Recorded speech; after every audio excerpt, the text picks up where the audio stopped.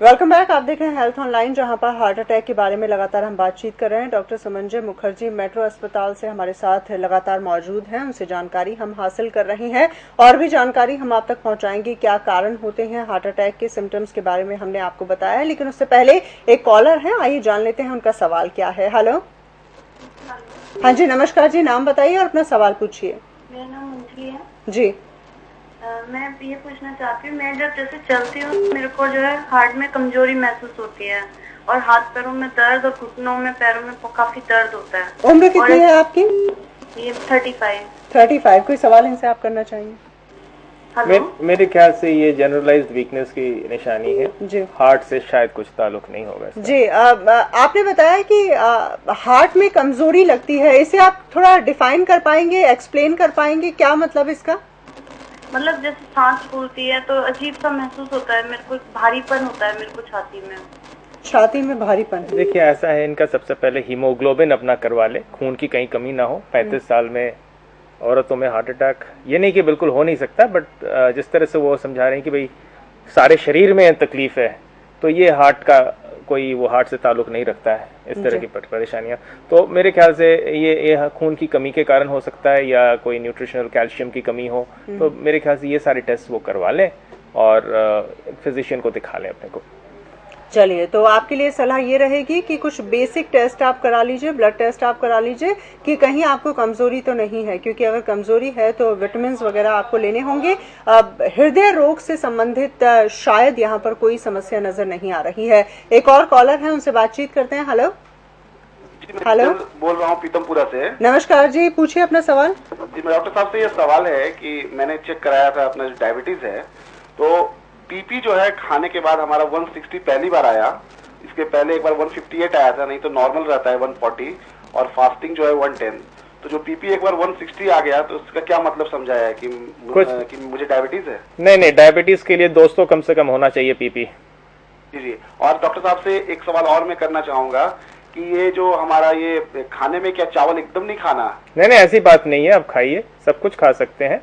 चलिए, लगता है कि आपको इस तरह की कोई परेशानी नहीं है। डॉक्टर साहब ने जैसे कि बताया है कि 200 से ज्यादा होना चाहिए। अगर डायबिटीज का पेशेंट होते हैं उनमें 200 से ज्यादा देखने को मिलता है तो घबराने की कोई बात नहीं है। हमारी शुभकामनाएं आपके साथ हैं।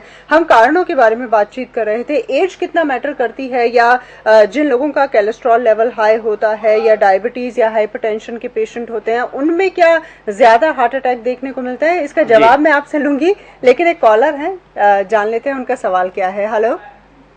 हेलो। हाँ, नमस्कार जी, नाम बताइए। मेरा नाम साहबुद्दीन है। हाँ जी, जी बताइए। ऐसा है कि हमारे नाक से बराबर ये खून निकलता है, क्यों ऐसा होता है? नाक से खून निकलता है, क्या इसका कोई हृदय रोग से संबंध है? नहीं, ब्लड प्रेशर हाई होने से नाक से खून निकल सकता है। और अगर वो हृदय के रोगी हैं तो उनके पास अगर वो पहले से खून पतला करने की दवाई ले रहे हैं तो उस कारण से हो सकता है। लेकिन नाक से खून निकलना कई बार होता है कि नाक में एक dangerous area of the nose कहते हैं, जहाँ की ब्लड सप्लाई बहुत पतली होती है, ब्लड वेसल्स बहुत पतली होती है। अक्सर लोगों को वो वहां से ब्लीडिंग होती है जी। तो मेरे ख्याल से इनको ईएनटी स्पेशलिस्ट को दिखाना चाहिए और अपना ब्लड प्रेशर चेक करवाना चाहिए। चलिए, तो आप डॉक्टर से संपर्क करें और 2-4 टेस्ट आप करा लें, बीपी चेक करा लें, और उम्मीद करते हैं कि समस्या आपकी दूर हो जाएगी। एक और कॉलर इस वक्त हमारे साथ फोन लाइन पर मौजूद हैं। हेलो। हाँ जी, नमस्कार जी, नाम बताइए। आधा किलोमीटर चलता हूँ, ऐसे क्वेश्चन बनती है। तो मैं क्वेश्चन मेरा ये है कि मैं सारे टेस्ट करा चुका, मेरा सब ठीक है, न मेरे को शुगर है, और लेकिन मैं वर्जिश करता हूँ, खड़े होकर एक जगह करता हूँ, 1 घंटा तक खेल भी सकता हूँ, कोई दिक्कत नहीं। लेकिन गैस्ट्रिक ट्रबल तो मेरे को है।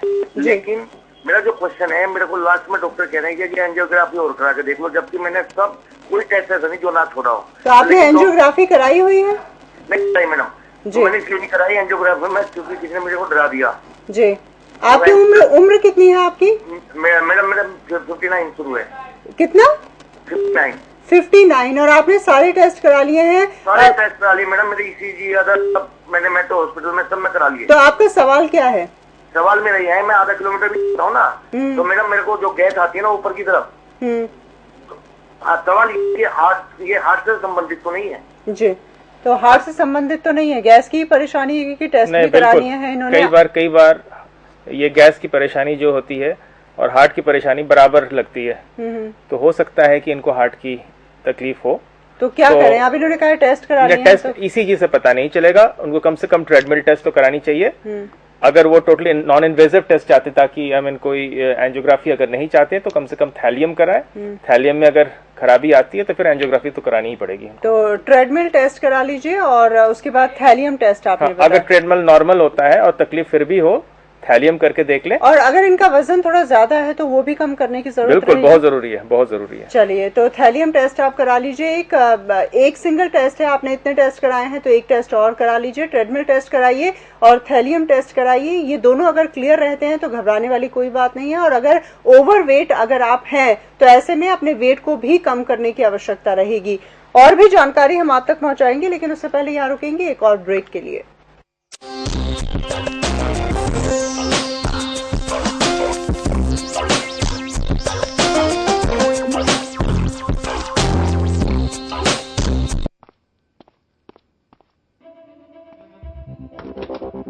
ओए अंडर 19, यहाँ से पेप्सी लेने के लिए वेट करना पड़ेगा। वेट क्यों? अभी क्यों नहीं? ओए कैप्टन से बहस करता है? हाँ, अंडर 19 कैप्टन तो मैं भी हूँ। अच्छा, आपने वर्ल्ड कप जीता, मैंने भी अभी वर्ल्ड कप जीता है।